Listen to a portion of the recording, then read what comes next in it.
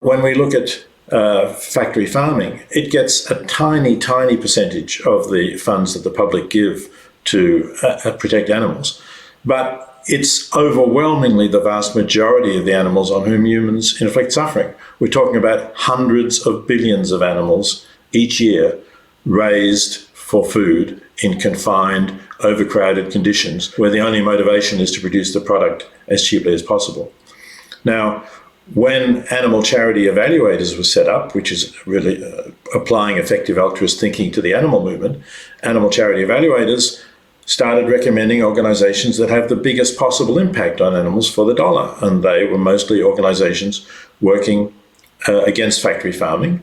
But certainly they were also, some of them were working towards alternative plant-based foods or even cultivated meat. So basically they were just looking around and saying, where can we get better value for our dollar in donating? The activist work that was funded, regarded as effective by effective altruists, met their quantitative metrics. So you could show like, oh, we're making cages a little bigger, or we're getting pledges from companies to go cage-free. These were working with industry.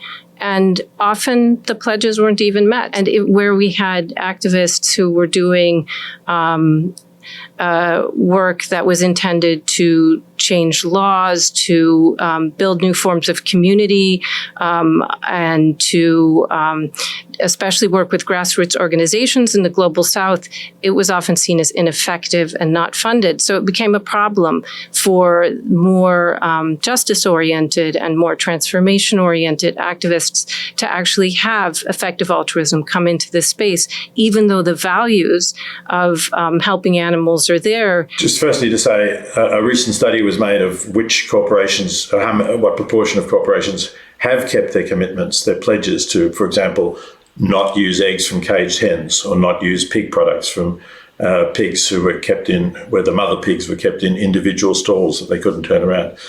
And the rate was actually very high. It was over 90%, if I recall correctly. Now, that's not perfect, but basically those pledges are doing pretty well. Now, in terms of those other, what Alice calls justice organizations working in the Global South to try to really transform agriculture, I don't know very much about them. They sound like a great idea if they are successful, or if they have some prospect of success in changing agriculture. If we can show that, I'm sure the effective altruism movement will support it.